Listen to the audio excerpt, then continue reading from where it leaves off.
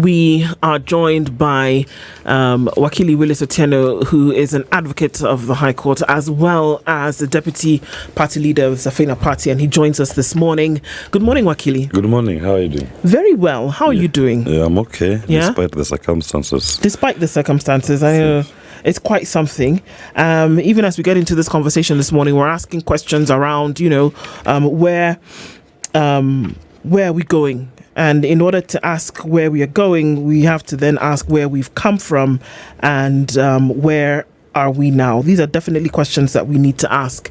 And before we get into this, because I want to talk about a couple of things that you actually said yesterday, but before we get into it, Dennis is going to welcome you with today's proverb. It's from Ethiopia, and we want to hear what you think about that. Ethiopia, a country that has never been colonized, really fought the Italians, as well as a country that Kenya continues to fight with every day in terms of who's breaking world records, the long distance running and whatnot.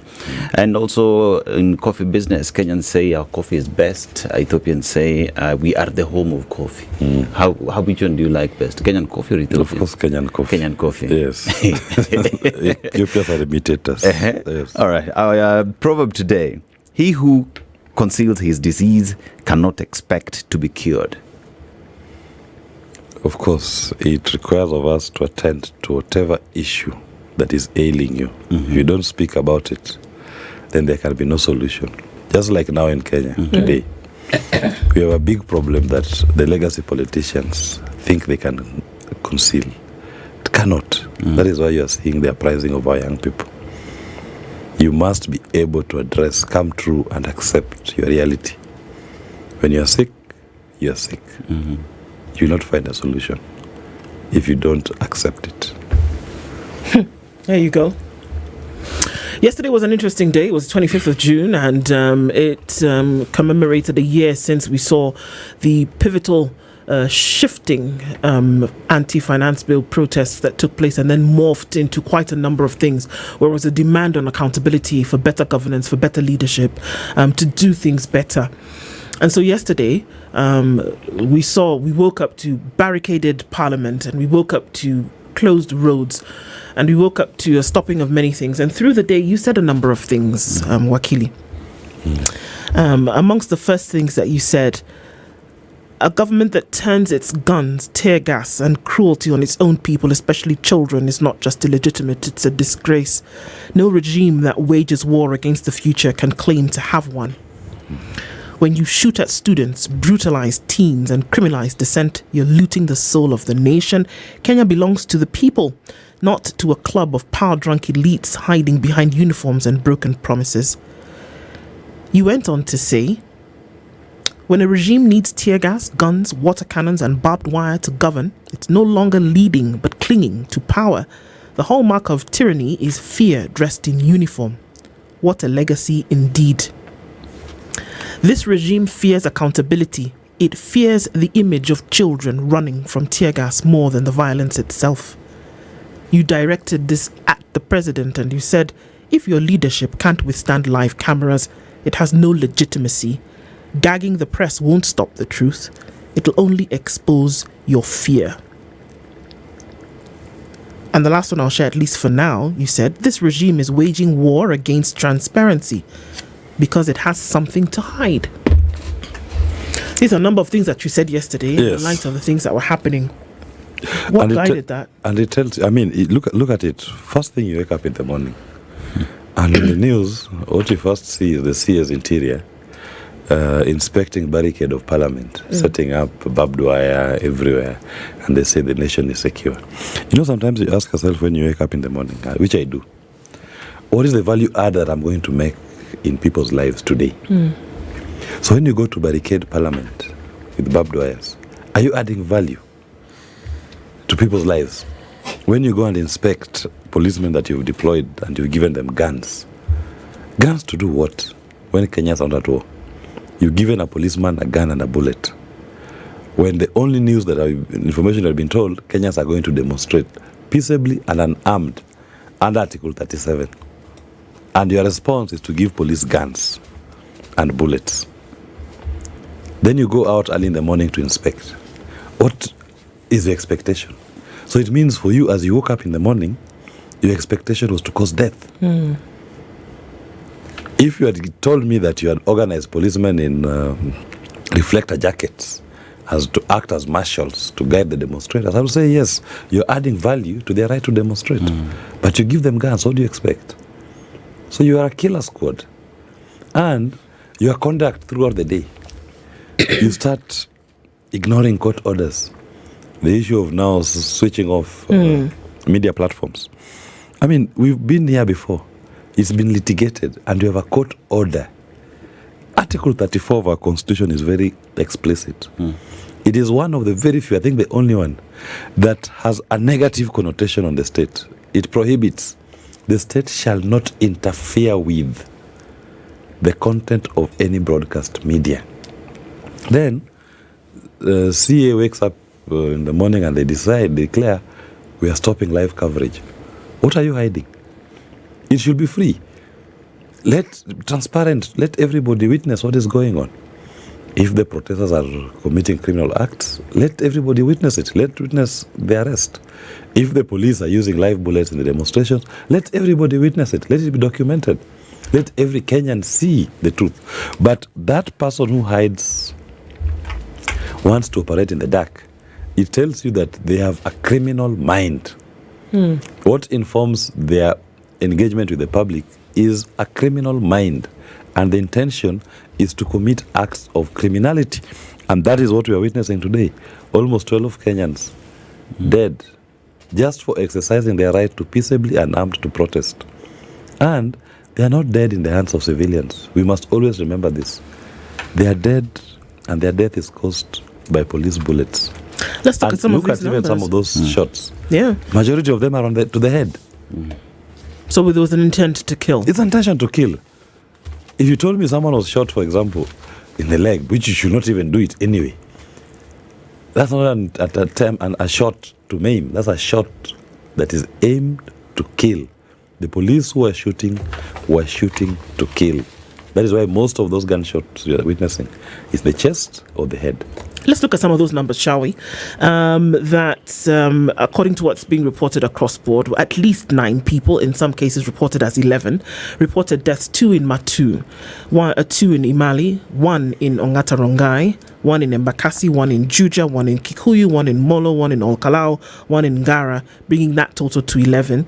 Over 400 people have been injured. And I mean, we saw devastating pictures yesterday. Of course, one woman who was shot in the face. I mean, she's in recovery. But then we also saw 61 people having been arrested through the day yesterday. What picture does this actually paint? I mean, I'm looking at the picture on the Standard this morning, and we look at that picture, and if we look at it like this, it's one picture, but it's many pictures made up in the middle there. And so one must ask the question, what kind of picture are we painting here? If there are peaceful protests which were meant to commemorate what happened the year before, why do we see it met with such force? And does it tell a different picture? I mean, the truth of the matter is that the legacy politicians are uncomfortable with this. Because when Kenyans are coming out in these numbers that you're witnessing, Kenyans are not coming out organized or mobilized by any legacy politician. They are not championing a political party cause. They're championing the people's issue.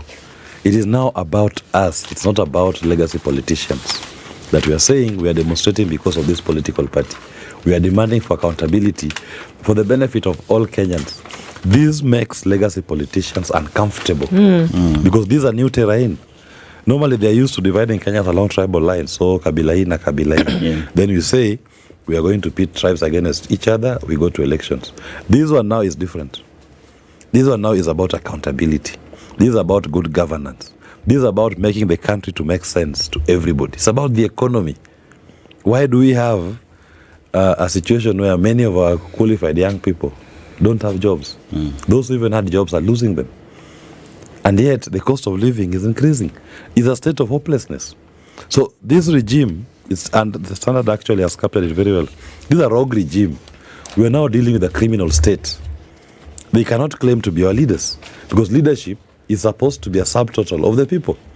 And if the people are now out here united in one accord to fight for good governance, then the opposition can only mean they are not a summation of who we are.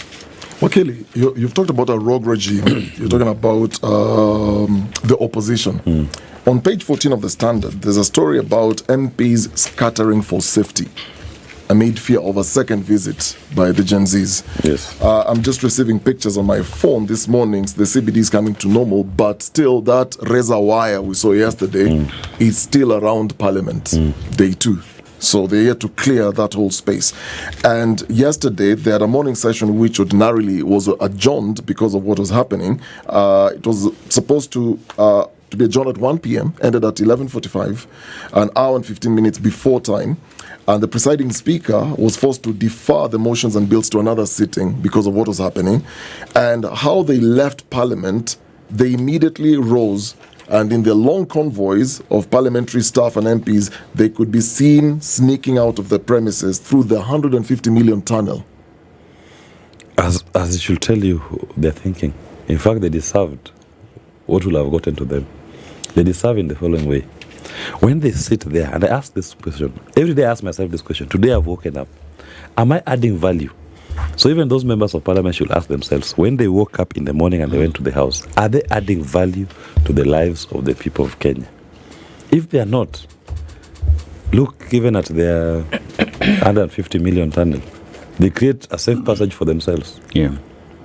You want to tell me they cannot walk over the road just like any other Kenyans? I mean, we've seen in the years past, legislators leave Parliament, interact with people, even protesters, walk through Arambe Avenue, and it was okay. But today, besides talking about the government, we're also looking at Parliament, and it's a completely different picture where they don't want to mingle with the people who voted them in. And yet they are sustained in those offices using the people's money. It is the taxpayers. That poor old woman that you see selling vegetables in the market is the one funding that lavish lifestyle. So, in my view, this is a criminal enterprise. They've now assumed positions of leadership, and now they think they are our lords. They are not. They are supposed to be servants of the people. In fact, in the ideal, what we should be discussing even before we go any further in this country is how do you make the emoluments of these people to be commensurate with the earnings of other Kenyans? Yes. Why should we have somebody earning 1.5 million shillings as a member of parliament, and yet the person he represents, a teacher, is paid 17,000 shillings, a JSS teacher? And you think that is an equal society? It cannot be. So it is this differential treatment that sets aside some citizens to appear as more superior than the rest. Yeah, That is what makes them turn tone deaf when they pass whatever they pass in parliament. They pass bills that you ask yourself, are they living in the same country as we are living? You will think that they are shielded from what other Kenyans are going through. So they can create their own country and leave Kenyans to decide how they can govern themselves in a way that responds to the common good, that responds to the desires of the people of Kenya. But what we have here is not sustainable. Okay, Wakili, now here we talk about, let's talk about the law. There is a court order that was given on how police are supposed to operate whenever they're handling a protest. That includes them not wearing masks, being in uniforms. But yesterday, again, we saw police define court orders, some being in civilian outfits, still in their masks. You go to the CA directive, then again, there is another court order that is being disrespected. And you put that together with what even the leaders are saying in terms of the protest yesterday in Mombasa, and they're saying these protests are making the country not move forward. They need to stop. Yet the constitution guarantees Kenyans to go out there and protest. In terms of just the respect and the rule of law, seems as though those with the responsibility of ensuring that this is upheld are the ones breaking it. Which way, Kenya? In fact, our legacy politicians are notorious for not following the law. Because as it is, let's start with the media blackout. The shutting down of the media live broadcasts. As it is, the Constitution already tells you you cannot interfere with the content of any broadcast media. That's the law. They ignore it. Anyway, the matter has gone to court before, previously when they did it, and the court has told them, you cannot do it. So we now have a court order. Not just the Constitution. We assume they didn't know how to read the Constitution. The court has read it for them and told them, you cannot do it. Then, out of the blues, Mugonyi and his characters just appears and issues a directive, shut down. Before you know it, they send vehicles and policemen to go and forcefully shut down those transmission centers. Why? Yeah. And you ask yourself, if it's a question of the rule of law, this law that legacy politicians are talking about, even the ones who are in Mombasa, why is it that it's only rule of law when it applies to them? Yes. Why not them applying that rule of law? Because they only use rule of law arguments when it suits their purposes, not when it suits the constitution. Because they should start leading by examples. The policemen going out there wearing balaclavas, some in civilian, no identifying marks, and they have guns, some are carrying pistols. You can't tell me that somebody carrying a pistol when people are demonstrating has an intention of controlling demonstrators. No, that's a killer. Any policeman carrying a pistol in a demonstration, we must call him for who he is. He's a killer. A pistol is not a firearm that you are saying you're intending to use to control a crowd. No. A pistol is a close contact weapon. You want to use it to disseminate, to kill someone. So those are killers, those are not policemen. And yet there's a court order telling them you cannot be in civilian. Okay, so here we are. And if you notice that I started with pictures and images, and that's the start of the question, because we've used the events of the last few weeks, and that has been the brush that has painted a picture of the nation at the moment. And the picture of a nation is what the most vulnerable at that time are actually going through. So if the people are saying that the governance with which we are being led at the moment is wanting, if you don't then, if you're not able to live out what the Constitution guarantees that you can, if you cannot walk out peaceably, for fear of being shot, which in this case is not just a fear, but it's a reality, that people will die. Why are we still having these conversations? And I actually agree with the comment that I've seen here, and I'm asking myself the same question. That what are we still talking about? We should not. In fact, where we are today, the legacy politicians should have left office and allowed the people of Kenya to choose their leadership. Because when you are in public office, it's a public trust. In this particular instance, the trustees have gone rogue.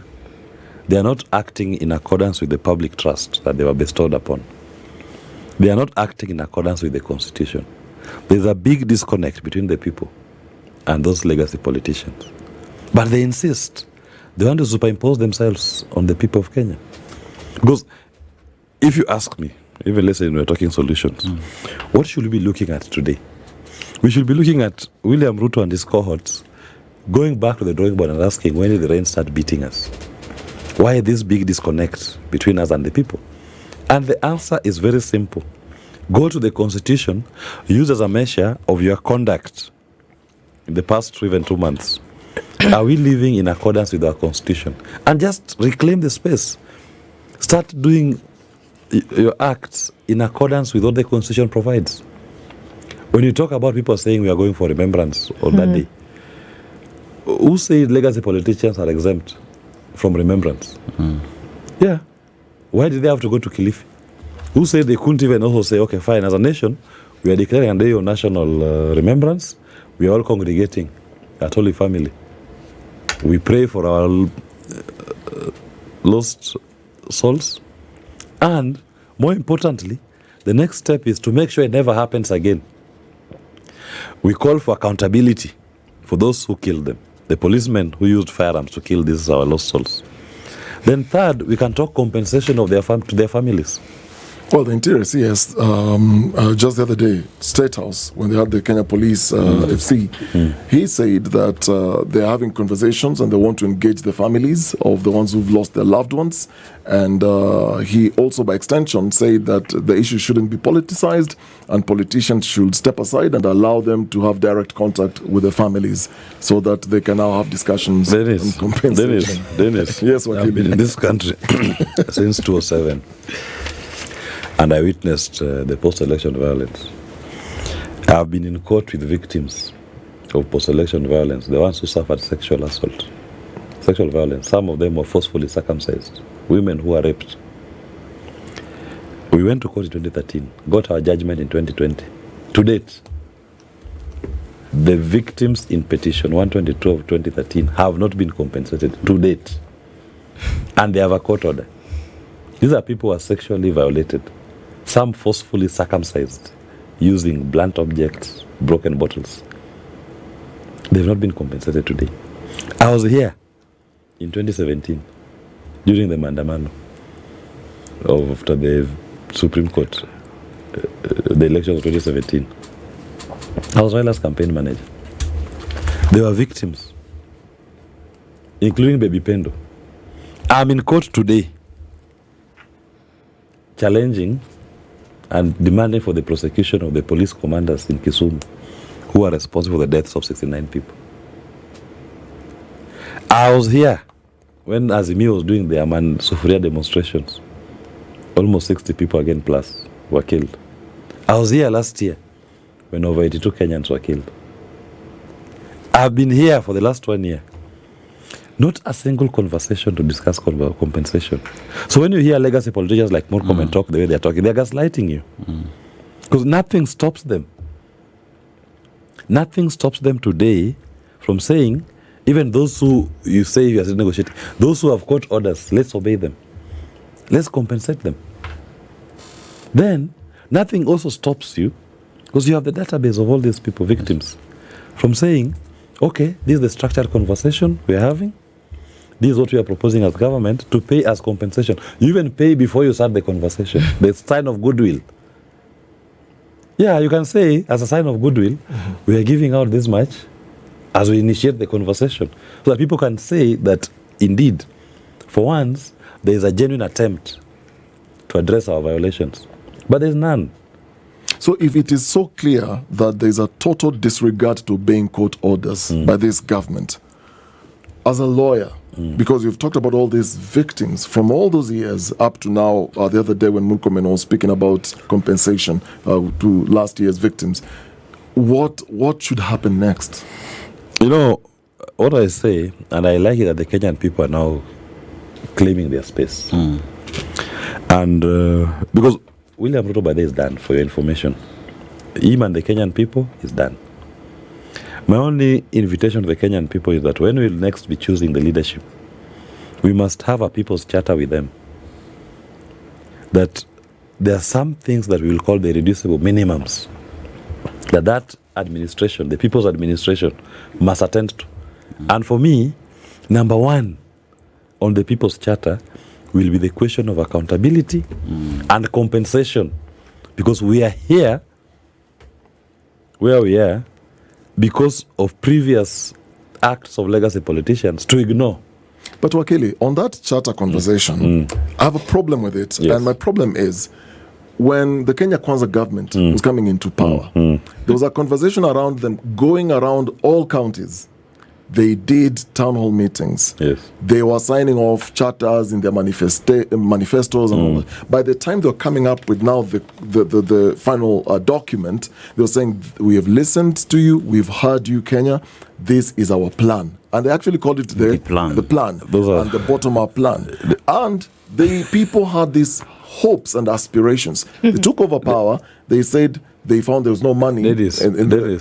What we should pay attention to, those are legacy politicians. And that's why I always use this term, legacy politicians, intentionally. But if we have another that's why I'm saying, why should we elect legacy politicians? But no, okay. In this coming conversation, if you ask me, we should not be discussing legacy politicians. People who have been in our public political space for the last 30 years, their lives have been underwritten by the people of Kenya for the last 30 years.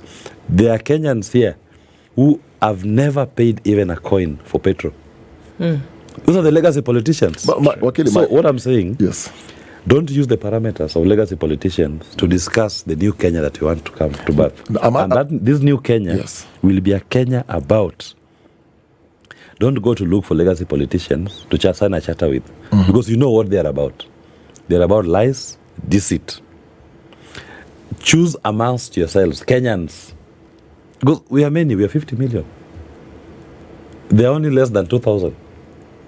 Choose amongst your 50 million and sign a charter amongst yourselves And we believe within that 50 million, there will be people who are committed to champion the cause of the people. My issue, what are the guarantees? What are the even guarantees? this new person, this new face, The guarantee I'm People's telling Charter? you is number one, Yeah.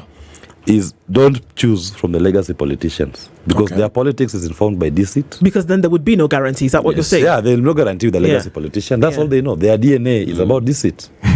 That's who they are. You can't run away from it. Then number two, as you ask me, the people must maintain what I call eternal vigilance.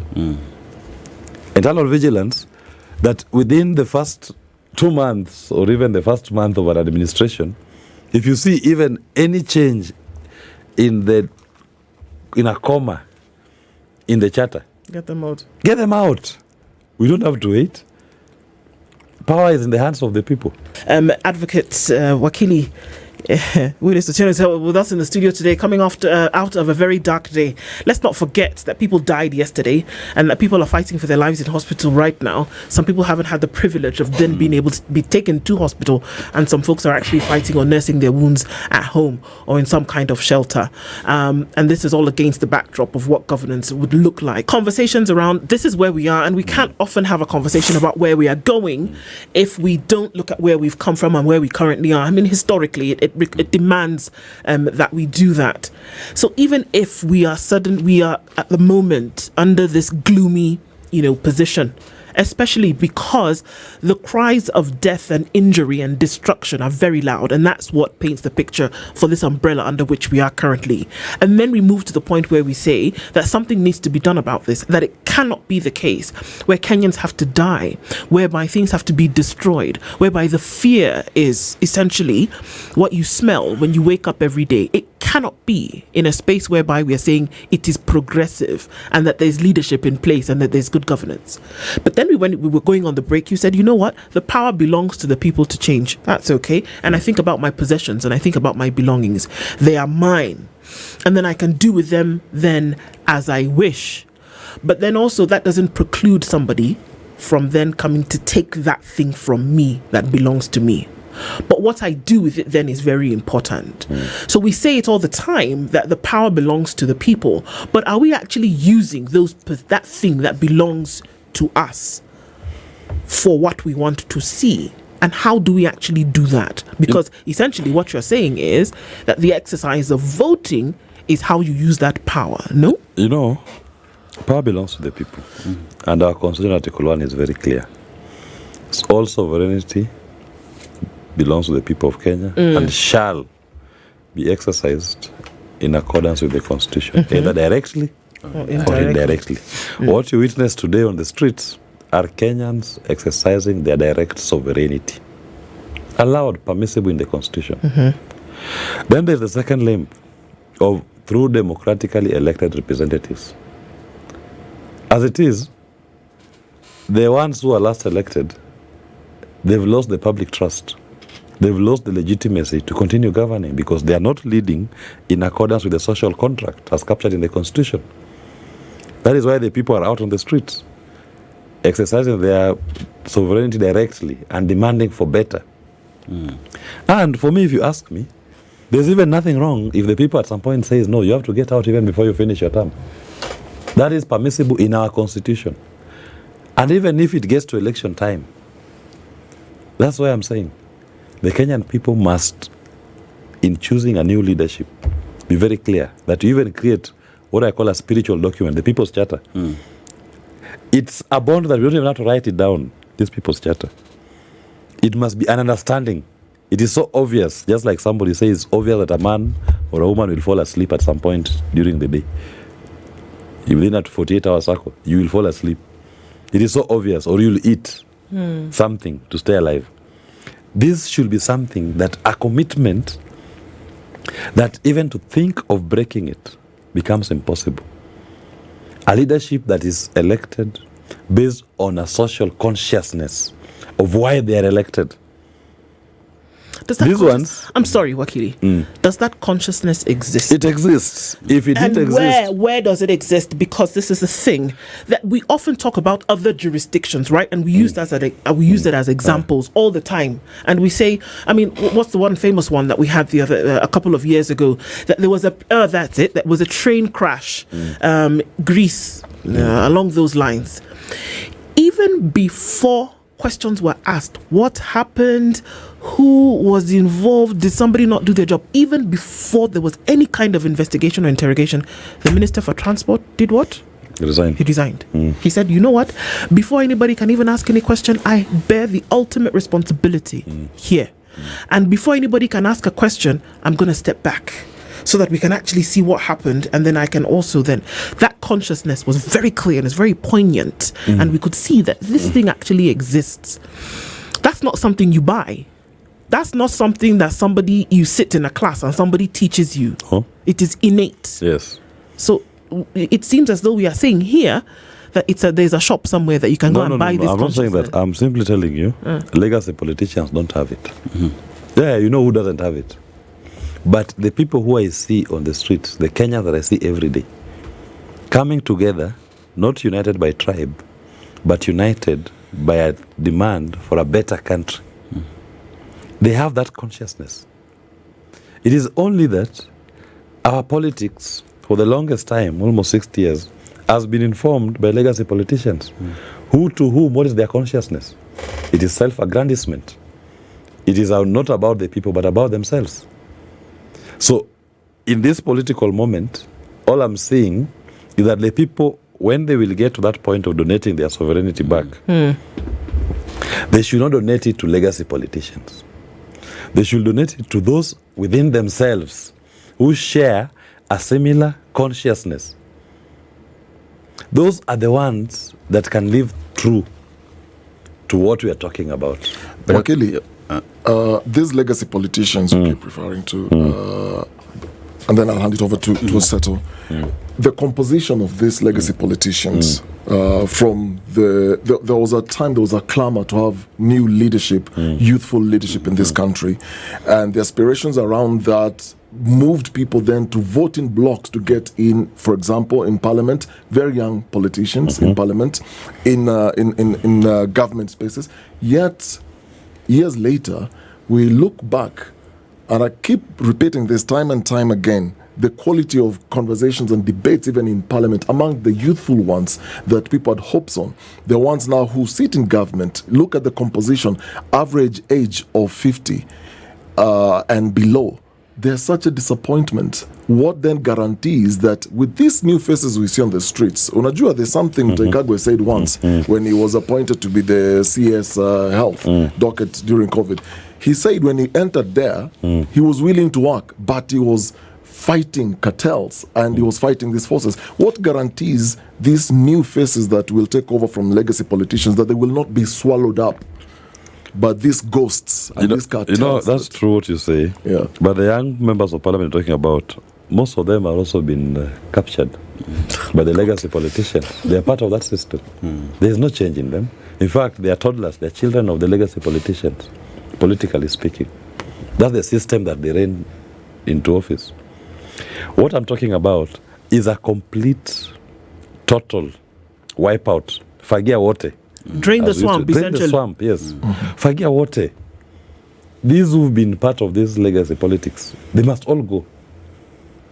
Who said that teacher in Kakdinu primary school, who people in that community know his conduct and his consciousness about the common good, should not be elected as a member of parliament in Karachuan?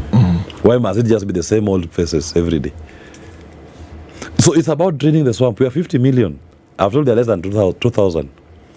Legacy politicians, they're surrogates. They're less than 2,000. All they've mastered is the art of manipulation. They manipulate you to always just choose one of them.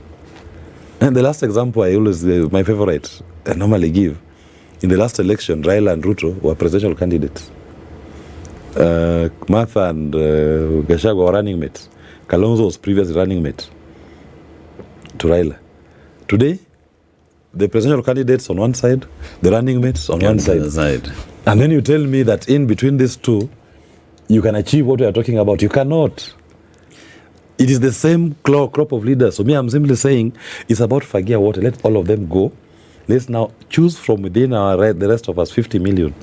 Choose the best who represents this consciousness. And as Du says, it doesn't have to be written even anywhere. It is something that must be innate in you.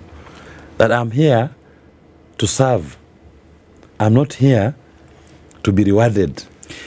Wakili, even as we talk about draining the swamp and having a crop of new leaders, and that it must be innate in us, we also need to go back and look at the system that makes all these things happen. So we talk about the IEBC, let's talk about the judiciary, let's talk about the security agencies in the country that then would all come together to ensure that this idea that you're talking about is realized. As you speak, it seems as though these systems are rigged, or these systems are meant to work in a certain direction. So as we talk about making sure that these things do work, how do we get it if it's all messed up? Didn't you see those systems collapse yesterday? Didn't they collapse on the 25th of June last year?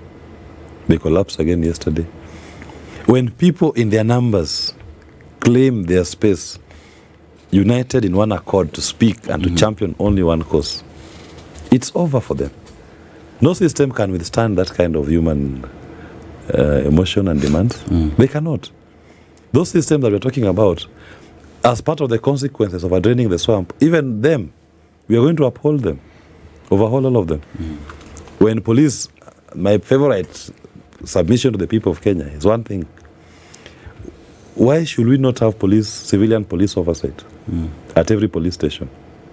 That we say, in every police station, there must be a local community oversight committee that has a right to enter into a police station, to inspect the OB book, to inspect the armory, confirm when policemen are given firearms, who was given what firearm, how many bullets, what was the return, if you used a bullet when you went out, how did you use it, did you record the incident, was anybody injured, did anybody die as a result of the use of that firearm. Then they even have a right to inspect the police cells and say, why are these people being held here? Why have they not been taken to court? Why have they not been given cash bail? It's a bailable offense. This is so and so's son, we know him, he lives in our community. Release him in bail, even free bail, free bond. We know we'll make sure he comes to court. We'll bring him to court.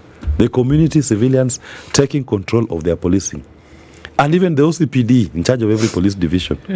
Why should he be a policeman? Appointed by legacy politicians.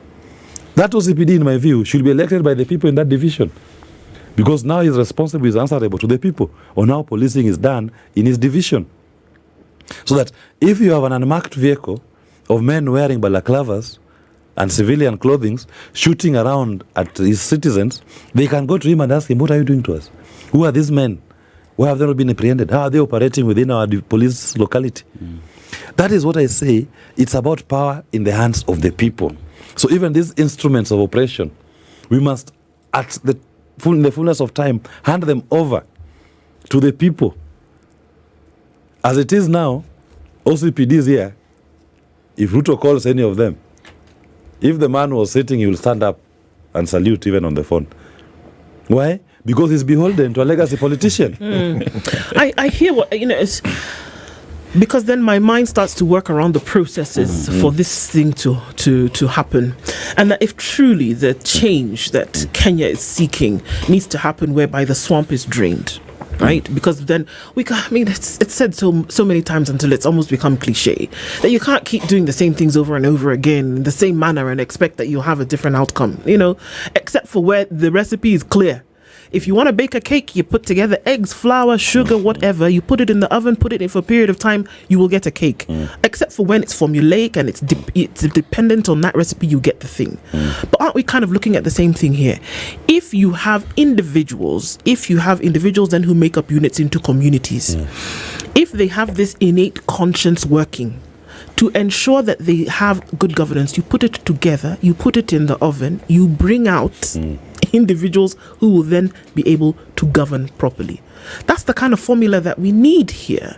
But the question is, where and how do you now get people to start to coalesce around an idea? Not people, to coalesce around the idea that it is them, it is us, who are then going to be involved in a process that will bring out what we are looking for. It's not somebody else over there who's going to do it.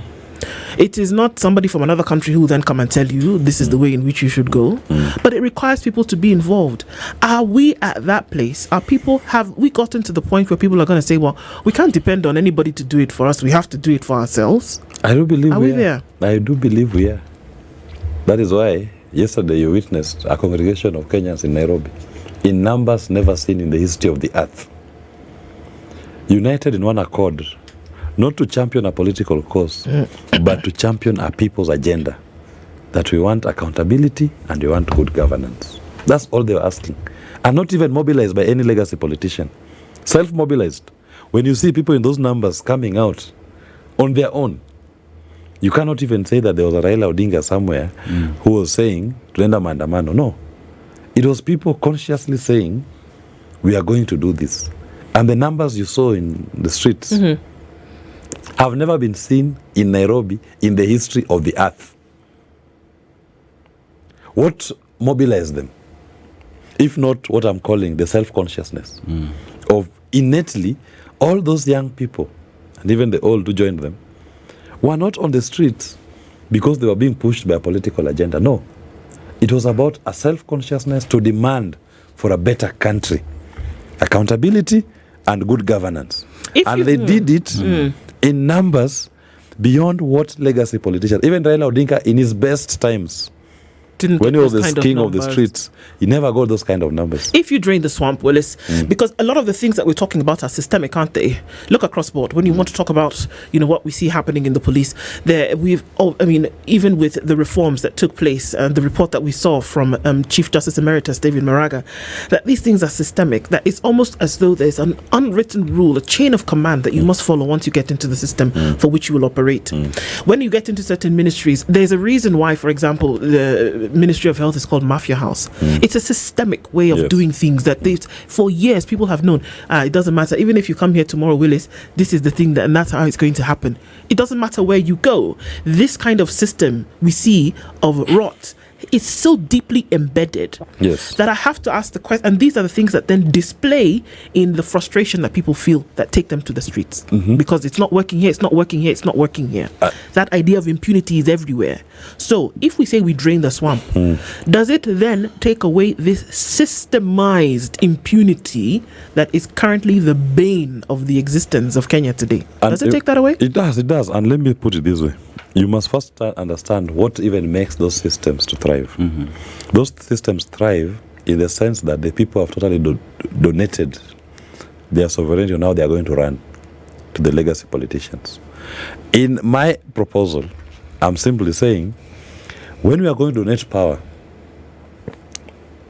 to an elected group, we are going to make sure that there are so many levels of people participation, direct participation, in terms of constituting some of those boards. That's what I'm saying. Elections, for example, the police system that is captured. In fact, the police in Kenya today is a tool of legacy politicians used to oppress the people.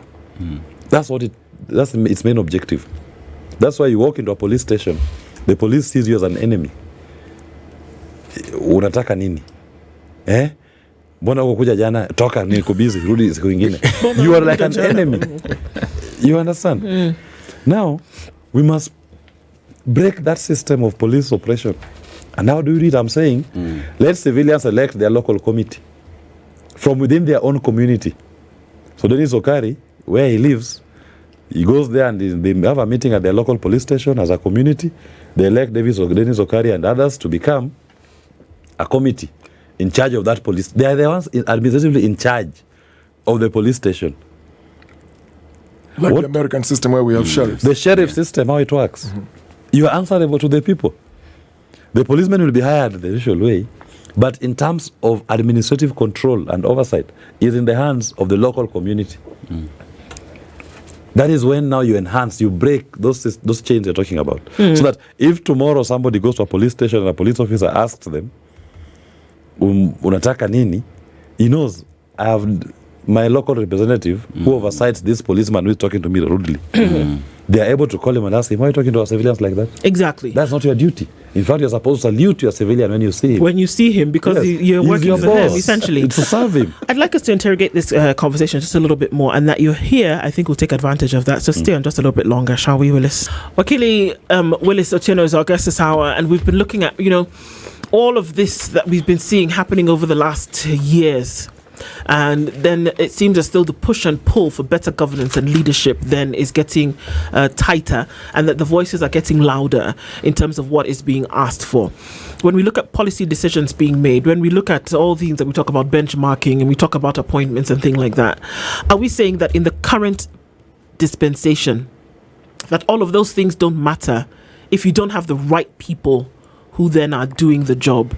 Because this all then manifests itself in the cries that you hear that if we had the right people in government, if we had the right people in leadership doing the right thing, we would not have mothers crying for the death of their sons. We would not have fathers pleading and begging, asking where their children are. We would not have people saying, I can't afford to send my children to school. We would not have people lining up at hospitals and saying, we cannot get the help that we need because we don't have enough money.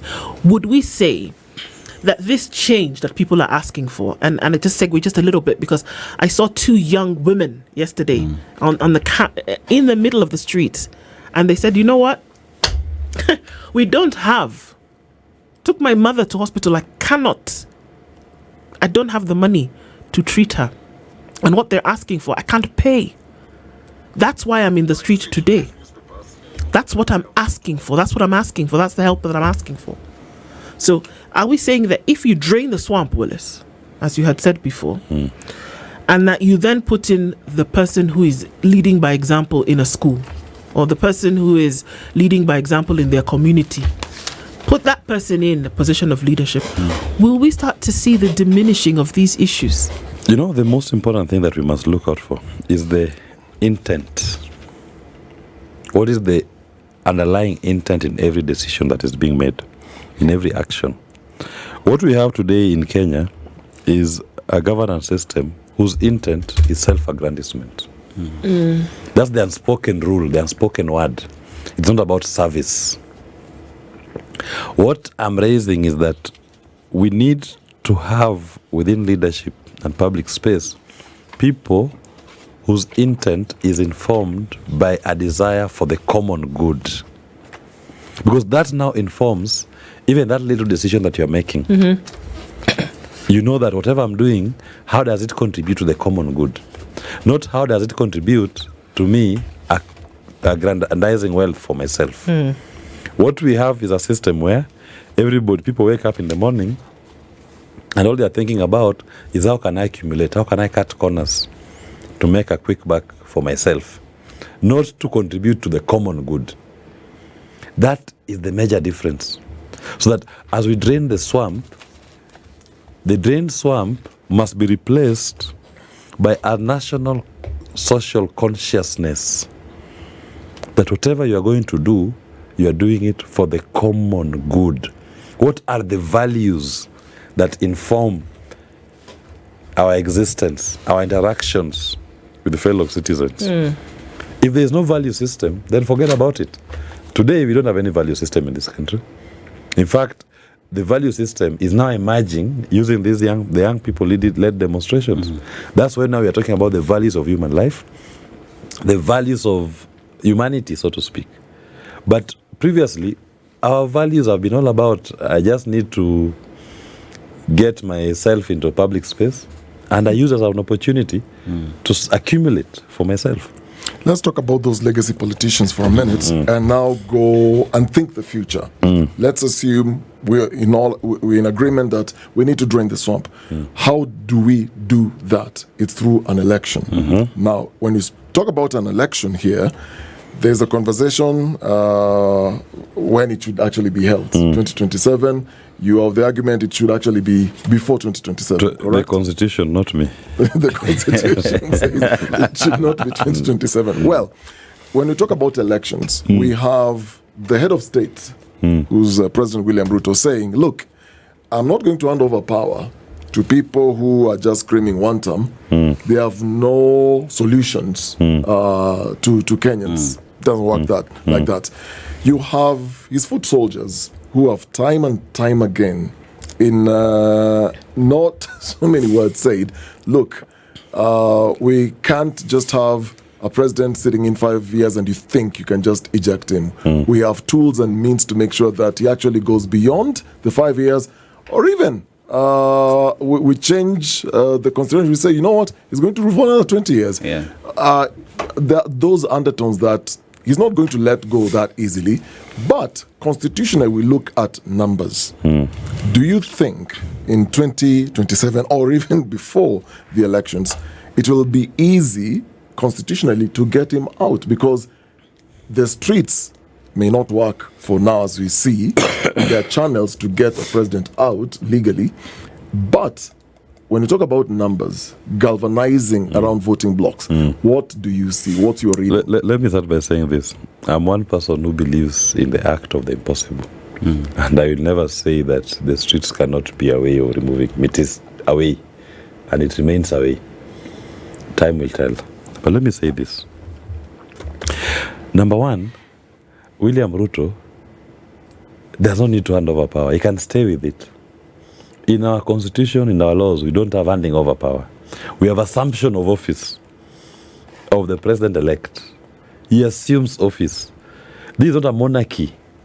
This is not William Ruto's kingdom, where he says, I'm handing over power to the next person. No, you don't hand over power. You can stay with it.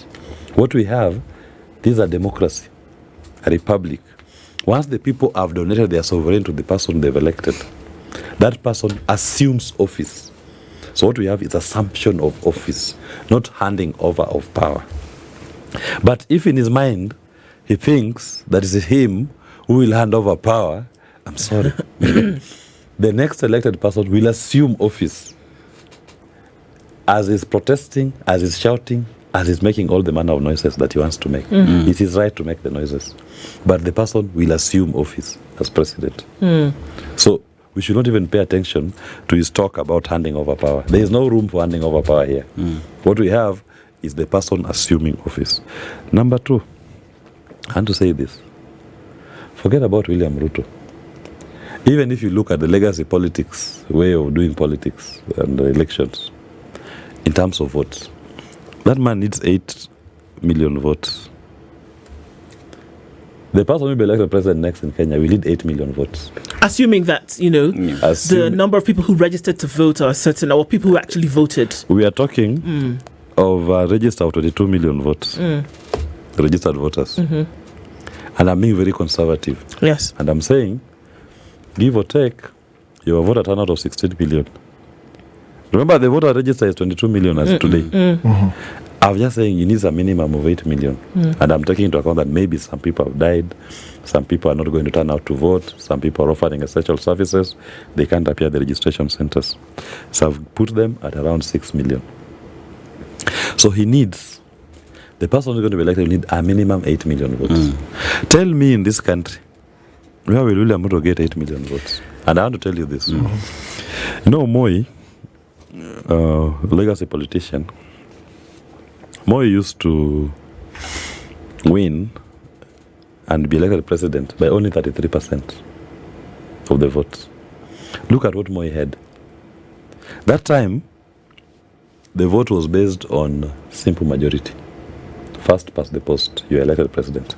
Now that has moved. We now have 50% plus one. Okay? And Moi had the entire Kalenjin area. He had almost the entire coast, save for parts of Mombasa. He had the entire Ma community. He had the entire Kisii region. He had the entire Northeastern. He had the entire Ukambani. And all that was giving him 33%. What does William Ruto have if we're using the legacy politicians' lenses? But Wakili, as well as Ruto himself has said, you know what, saizi ni mambo ya kufanya kazi, I'm focused on working. Come election time, tukutane ground and nitawapiga straight. So as we sit here, there is now the question of... That is what I call the confidence of a fool. Yes, as you sit here. Yeah, as you sit now, there is voices that are coming across board. There are the young people who are calling for this new regime, and we also have the legacy politicians who are determined to say we are also here to stay. So then, are we able to turn these voices, say the young vote, the youth vote, to finally get to register and even vote to assure the new dispensation? You know, as it is, in fact, sometimes when I hear people say that, oh, the young people have not voted, they won't register as voters, now they will not turn out to vote. What the young people are championing, the cause they're championing, it's not like these young people, they come to the streets, they champion their cause, and they go back to heaven. They go back to the community, they live within us. They represent our common feelings. It is the feelings that permeates into every generation, even the old. It is not that the legacy politicians have a lock and barrel of voters who are not living in this economy, are not seeing what the young people are championing. They exist here. So, the young people, what they've done is they've given a voice to the common feeling of all Kenyans. So don't expect that on election day that the persons who will turn out to vote will have a different feelings from what our young people have been expressing. They will just now be going to actualize that feelings through a ballot. And that feeling, as I'm telling you, it's a feeling that we are birthing a new republic. It is about the Kenyan people finally finding their voices and demanding for a better country. Ole wao to the legacy politicians. Wajinga wamerevuka hapa Kenya. And kima chao ki motoni. And the people will be voting in one accord to send all of them home. But you know they're saying, I have the Kalenjin vote and also Baba joined me. So it's okay. I've said it's okay. They can continue. I saw in Eldoret people are demonstrating yesterday. I saw in Kericho people were demonstrating yesterday. But legacy politicians will desire to take Kenyans down the tribal path. That let us caucus based on tribes. And you are seeing it a lot, especially from some wings in the ODM cycle, trying to push the tribal narrative that, oh, this is not our fight. These are fights to do of which region. No. This is a fight for the people of Kenya. Victor Otieno Odhiambo, the young man who was shot yesterday, is a Luo. Victor Odhiambo was out on the streets, not as a Luo, but as a Kenyan, a young man agitating for good governance, for a country, an economy that makes meaning to him. Unfortunately, the police shot him in the head and he died. Then you have somebody trying to gaslight Jaluos that no, that is not our fight. We should keep off. We are now in government. What do you mean you're in government? You're in government, but last night in Sindo, there's a mother who is not able to access healthcare services. There's a school kid today in Sogomere who has not gone to school for lack of school fees. Today in the morning, you have a young boy in Nyamweya who's been unemployed for the last 3 years. He is now reduced to doing menial jobs, and for the last 3 days he's not gotten a job, the menial jobs, even to feed himself. Last night he got a meal from his neighbor to survive. And you're telling them that now, don't demand for a country that works for you because you're in government, just because you have 2 CS slots. Legacy politicians are in government when we must tell them the truth. Those are legacy politicians who are in government. They should stop gaslighting the people of Kenya. And Willis, that brings me back to my question, is that is there a connect? Is there a connect between what governance does and these examples that you give? There is. Do we really have an understanding that because of what somebody does or doesn't do, because of corruption, because of impunity, that is why the woman who seeks medical care then cannot get it because certain things have not been done? Because from where I sit, until and unless that there is a direct visible connection between how this governance works and what you see manifested, until you see that connect, that this is directly connected to the other, it will greatly affect the decision that you make when you go to the ballot. Or in this case, it will not. You know what happens, and we thank God for mobile phones. Kenyans are now more analytical than they were 5 years ago. And in terms of access to information, Kenyans are now in the information age. You'll even think that somebody maybe deep in the village does not have access to information.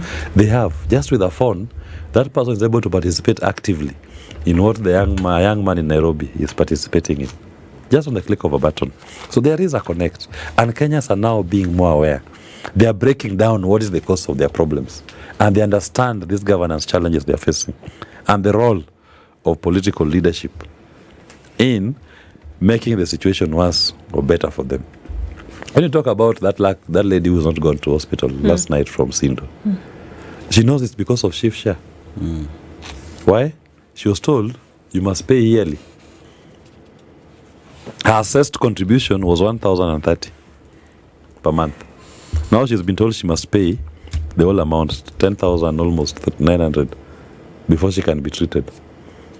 This is a lady who does not have a job. She survives on subsistence farming. She's now sick. She can't even go to her own farm. And she knows who came up with shift share. Legacy politicians. So she can connect. And she's saying, these are the people who are causing me my economic pain. These are the people who are causing me my health to deteriorate.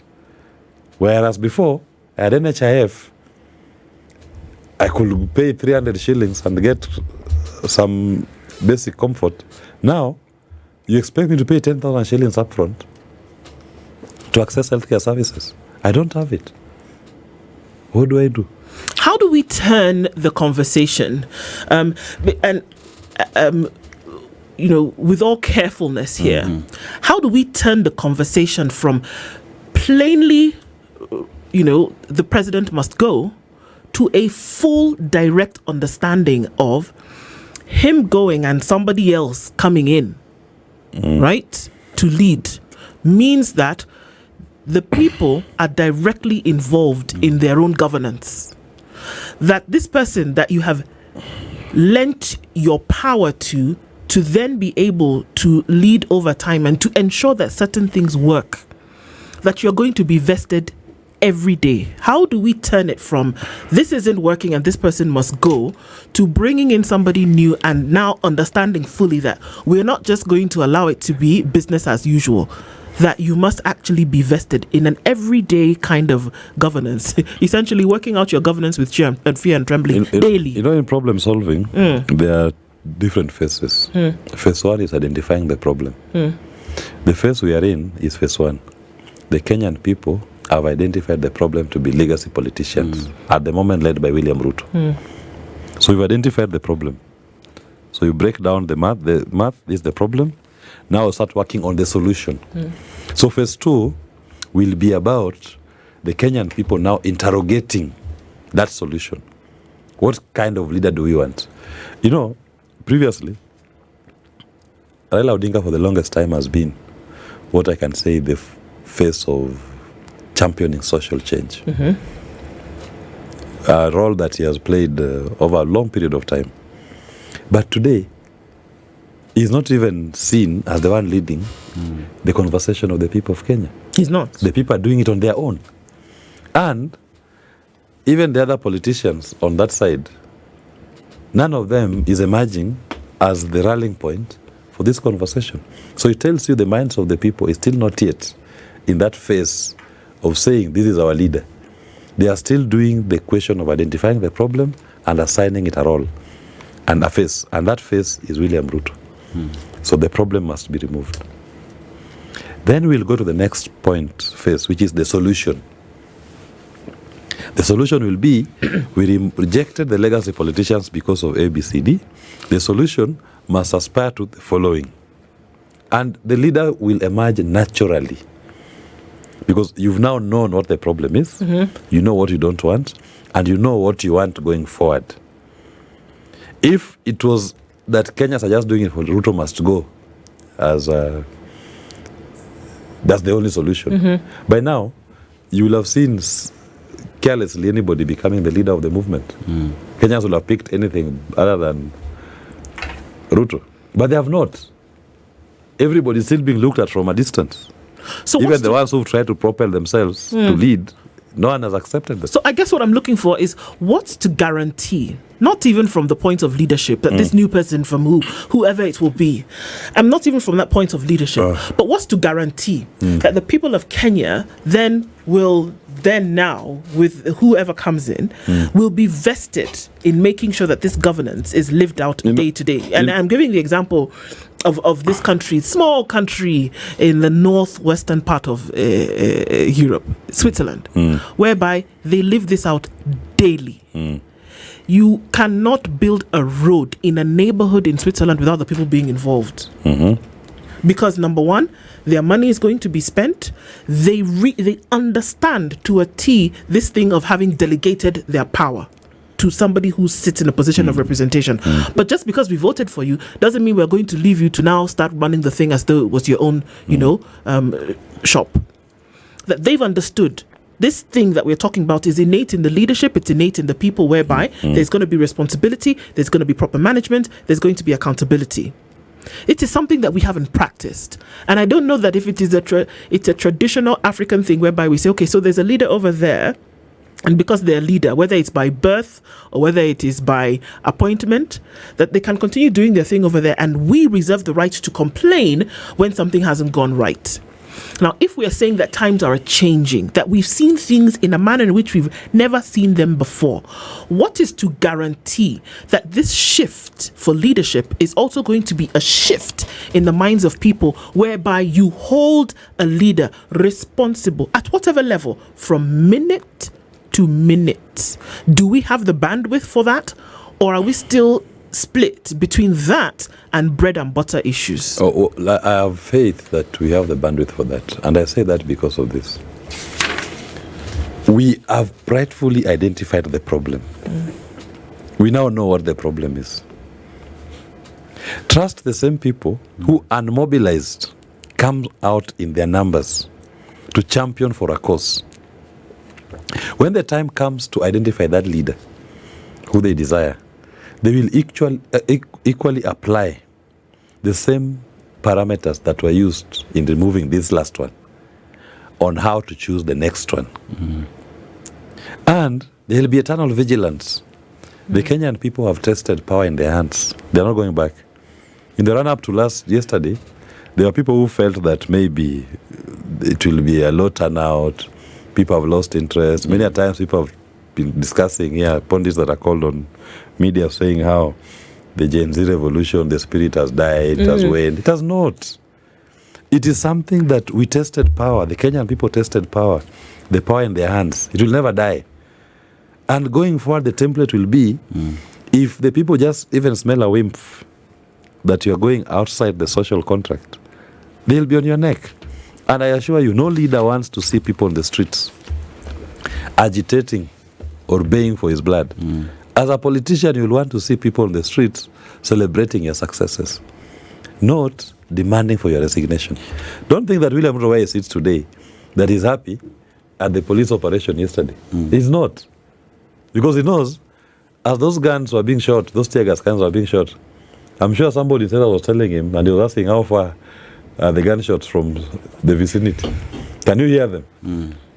Before you know it, it's like zinaongezeka, zimekaribia kidogo, ationgeza watu.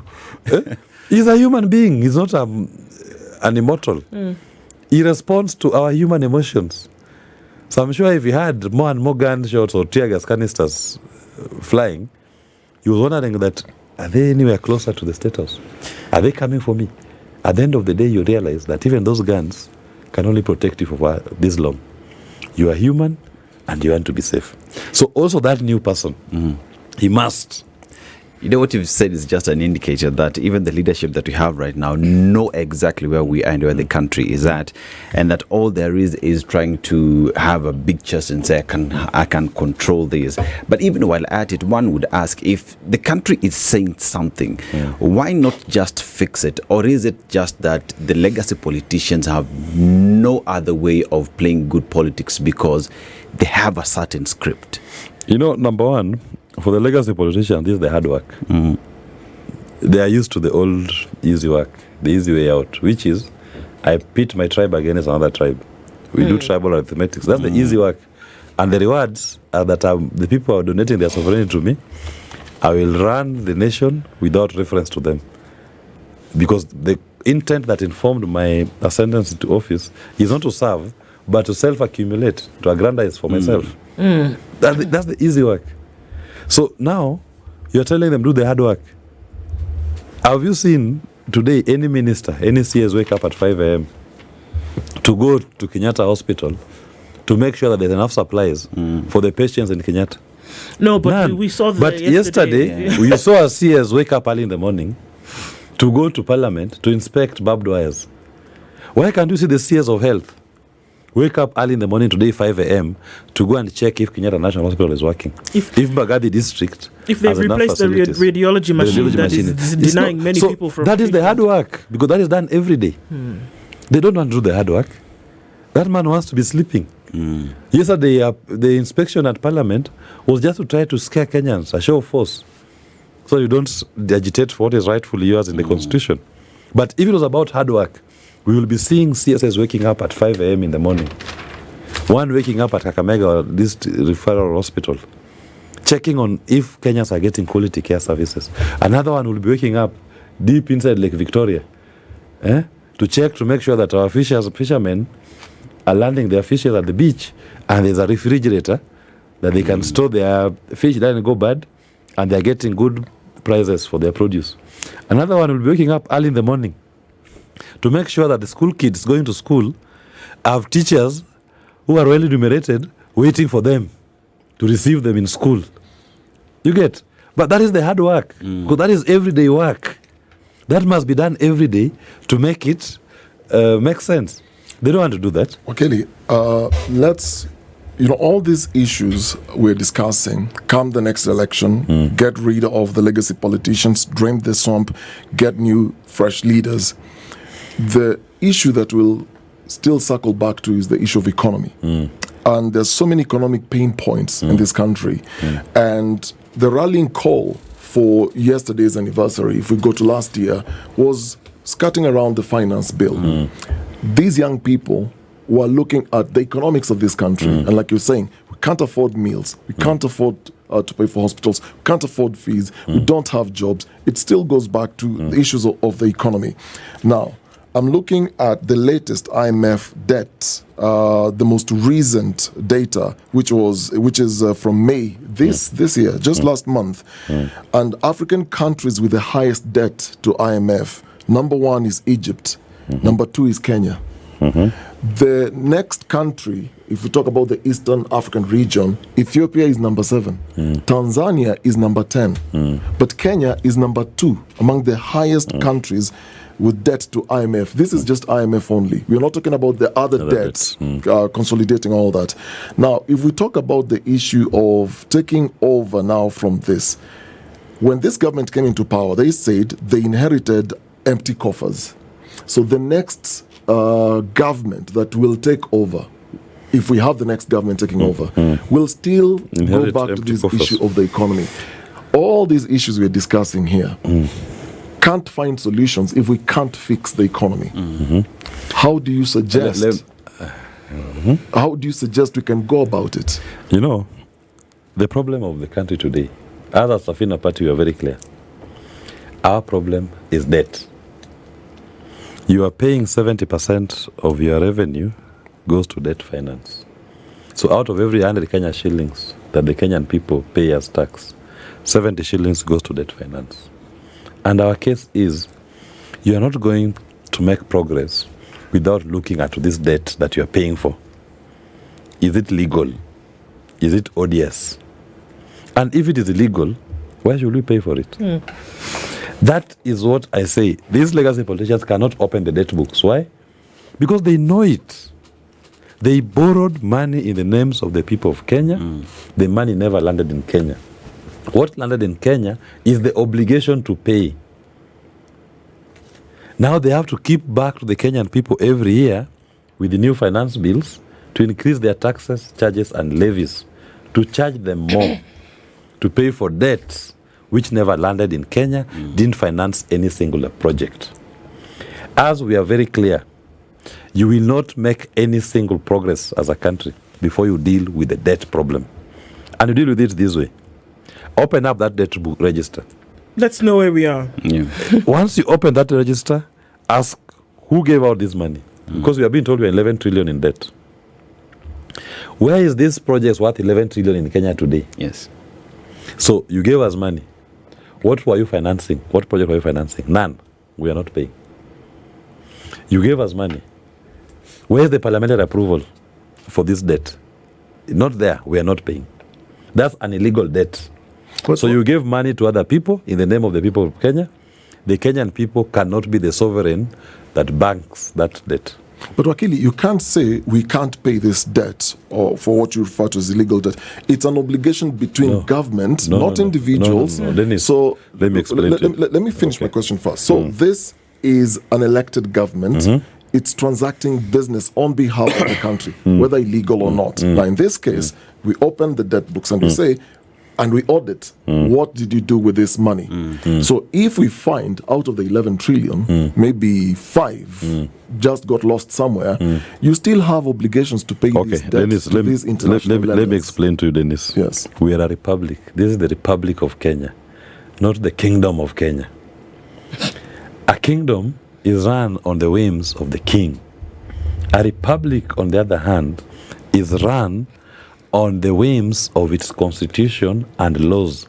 Those laws equally bind the duty bearers, the people who are holding office. So if you are a president of a republic, you are bound by the constitution and the laws of that republic. And anybody interacting with you, dealing with you, locally or internationally, looks at you and knows you are a president, not a king. You are a president subject to the laws of your republic. So you've come to me to borrow money. Right? I am aware that you have the authority to borrow money, but only if your laws give you the authority to borrow money. So they will have they are a duty to look into your laws. What does the law say about borrowing? What does the law say about debts and project finance and parliamentary approval? Once they ascertain that, okay, your laws say you can only borrow for development projects. Yes, so you want to borrow money to a development project, your laws allow it. Take. Number 2, you must get parliamentary approval. Where is your parliamentary approval? You don't have it? I'm sorry. Go and get it, then come back to us. But you cannot say that because you are the president of the Kenya, you can just go out there and people just start giving you loans and they don't want to do diligence on your laws. Let me finish. Okay. They don't want to do diligence on your laws. Then next time you'll be telling me that the president can walk into a foreign country and hand over the title deed of Kenya, and they take it and say he's the president who gave us. He can't, but because it's the laws. Willis, are you saying IMF and other international lenders have conspired with these people within government to lend this money? Yes. They have failed to do their due diligence. Previously in Kenya, in the old constitution, we didn't have a PFM provisions, public finance management provisions in the constitution. So the executive had a fiat, an open check on how to borrow and spend the money. But now, since 2010 constitution, You have regulations. we have regulations. You have the PFM Act. So IMF and the other international lenders had a duty to do their due diligence. Buyer beware. They have to do their due diligence and confirm before we advance any money to the Republic of Kenya. What does their laws say? And have their laws been complied with in regard to this proposed debt? And they need a duty to ask the government, go and comply with your laws before you can take or you can release this tranche to you. Wakili, I hear you speak of the laws that guide how we borrow debt, and it's clear, rather it's coming out that there are some laws that were not respected by individuals who hold office. Yes. And as we talk about draining the swamp, there is the aspect of drain the swamp, but then again, let justice be served. So individuals who have borrowed, it's about time that they went to the courts. No, this thing Not cannot necessarily just, have borrowed. We said because it's not borrowed, just stolen. borrowed, but This is the view that I hold. Justice. No, it's justice. When you drain the swamp, you don't just drain the swamp and let them get scot-free. People must pay. I mean, you're talking of 11 trillion. Nothing. And some of this money, just to tie it up for Dennis, I'll give you the best example, the easiest to understand, which was prosecuted in the public domain, was Eurobond 1. $2 billion US dollars taken from JP Morgan. $1 billion US dollars can be traced, part of it, central bank exchequer account, part of it used to pay an old debt. 1 billion accounted for. Dollars. 1 billion US dollars Yes. accounted for. That's almost 130 billion Kenya shillings by today's exchange rate. Another 1 billion US dollars, 130 billion US dollars. When public pressure was put on Noni Rotich, he released redacted SWIFT transaction documents. Redacted. They are showing where the money is coming from, but the recipient is redacted. It ended up in a private account in Qatar. 1 billion US dollar, 130 billion Kenya shillings. Are you telling me that the Kenyan people should pay for that 1 billion lying in somebody's private account in Qatar? No. That is an odious debt. It's illegal to the people of Kenya, because even JP Morgan ought to have known when you are releasing this 1 billion US dollars, did they have parliamentary approval? Number two, was it going to finance a project? Which project was it that you're financing? Where are the project documents? You need to satisfy yourself.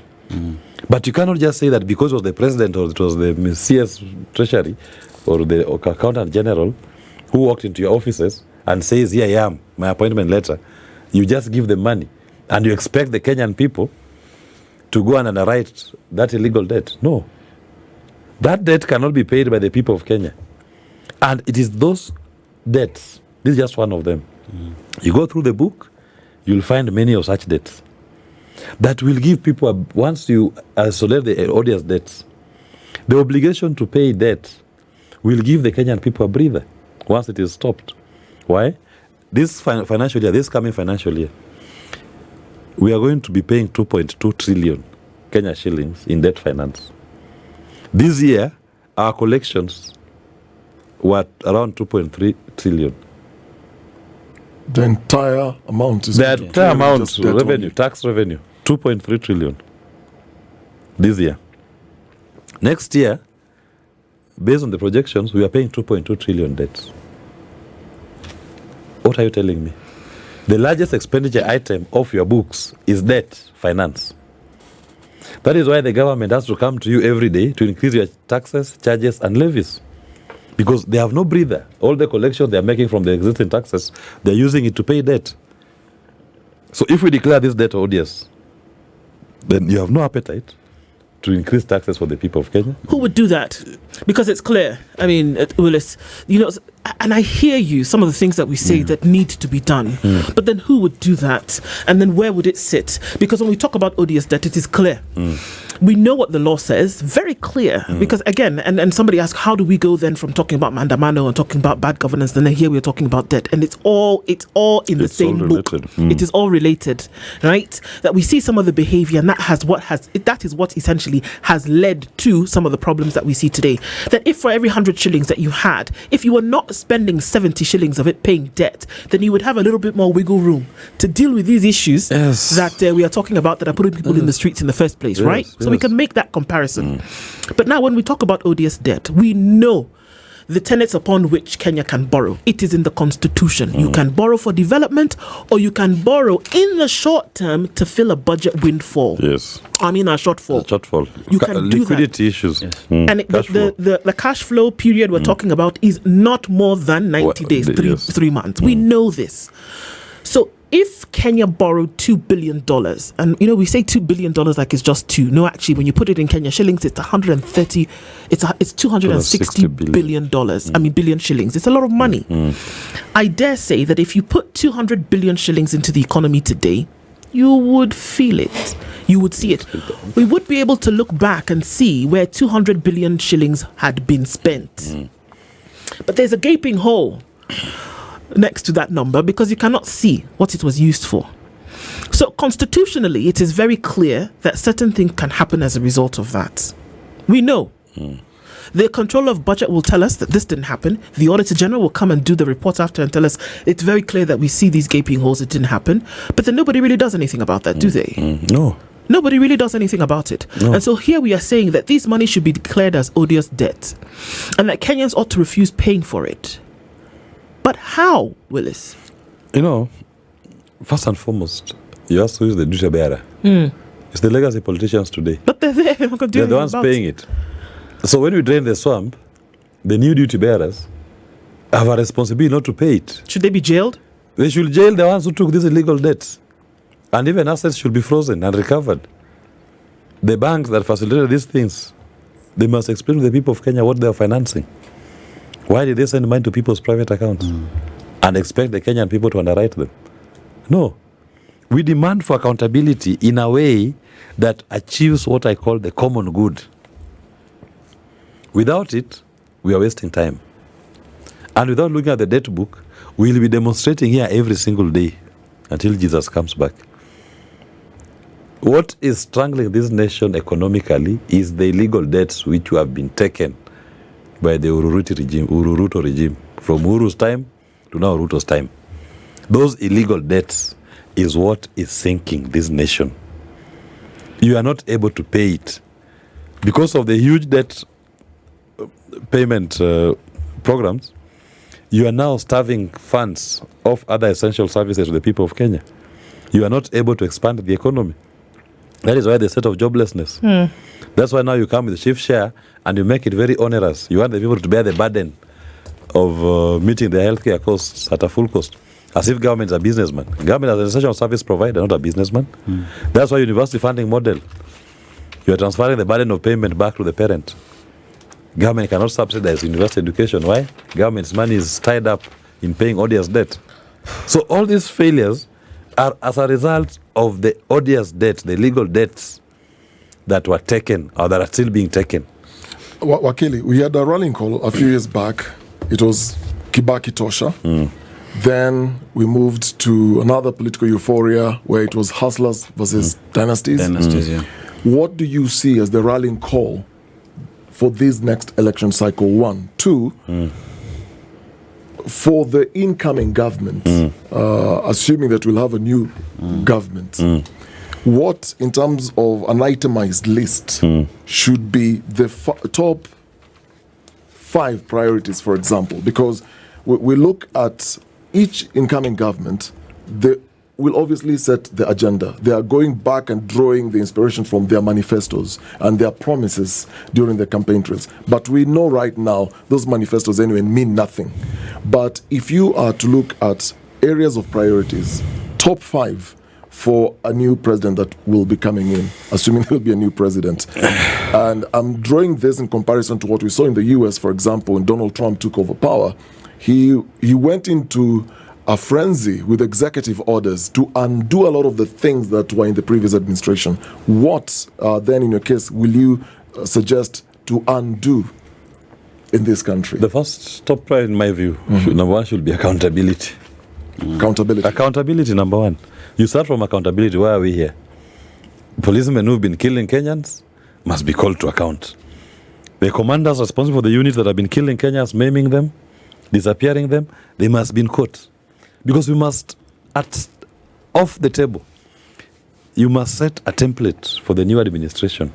And a message must be sent. This is not business as usual. It's not business as usual. And even us, if that new team, even us, if we do it, our fate will be in those courts. So the first thing is accountability. Let the policemen be in court. And the commanders be in court. Faced with criminal charges. And let every policeman know that even if this new administration sends you to go and commit the ills your predecessors committed against the people of Kenya, you will also end up in that courtroom. Accountability. Number 2 is compensation. The fight that we had here has been a very painful one. Kenyans have lost their lives. When I talk of compensation, in fact, I should call it with the wider reparations. Those who've suffered in this struggle must get reparations. And reparations is the whole rubric. Compensation, socio-psycho support, recognition, remembrance, all of them. Then, once you've laid the basis, now go to the next thing. It's the economy. It's the economy, stupid. Now we are moving forward.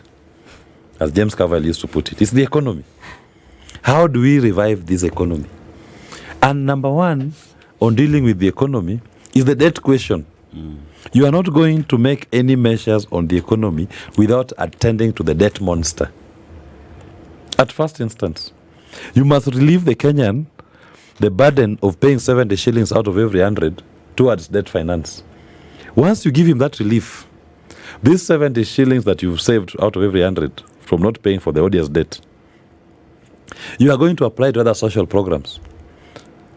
You are able to fully fund your education from primary to university. Yeah, you have 2.2 trillion that you're going to pay towards debt. You will need around 400 billion to fund free primary education from primary to all the way to university. For all Kenyans, plus even colleges. You are able to fully fund your healthcare system. You are able to get out. You're not borrowing the domestic market. You're able to to release that money to the Kenyan people to borrow. Kenyans have ideas. What they lack is access to capital. We put a freeze on domestic borrowing. Yes. The banks have the money. They are looking for profits. Interest rates today are 20%, 18%. With the government working out of domestic borrowing, interest rates will fall here to 3%, 4%. With the idea that Kenyans have and access to capital, what can they do? Then you look at people empowerment. You must give people power. All these things about giving the voice of the people the prime place that it deserves. What are the measures you're going to take to ensure that you empower the people? Not just economically, socially, and politically, but also in terms of their own governance. You must bring people's voices in everyday governance issues. I believe that we should be having referendums here every week on any issue. There'll be a cost to it, though. No. We have modern technology. We have modern technology. These things can be done at a minimum cost. Minimal. M-Pesa here, how many people transfer to M-Pesa? And it's running here on our phones. Plus the fact that if you have people, and maybe if we're saying that we have people who are, again, that consciousness is front and center in the minds of people, the cost issue doesn't become an issue. It doesn't become an issue. Yes. Because here you are saying that everything that we do is collective towards the point whereby we are getting better. There's somewhere that we are going. There's a common good that we are trying to achieve. Then it makes sense. Yeah, it will be worth it. Otherwise, because the same money that you're saying you're going to save is being stolen by legacy politicians today. Those are the savings you'll be having. They're now used for people's empowerment and amplifying the voice of the people in their governance. And you see, all that we're talking about in here are things that are achievable. Any leader would just sit and say, this is what my people want, and I will ensure that this is achievable. But that's not the case. No, because they're legacy politicians, and that requires hard work. It's hard work. It's hard work. Okay. It requires some elbow grease and some thinking, doesn't it? Yeah. Okay, what's your fifth one? The fifth one for me was you have to take back agriculture. You must take people back to agriculture. And not agriculture of hoes and jembes, of value addition. We must accept, as a country, we may have leaped at some point in terms of our agricultural engagement. What's the value add? Are you going to produce just to eat, or you're going to produce as a raw material? Value addition.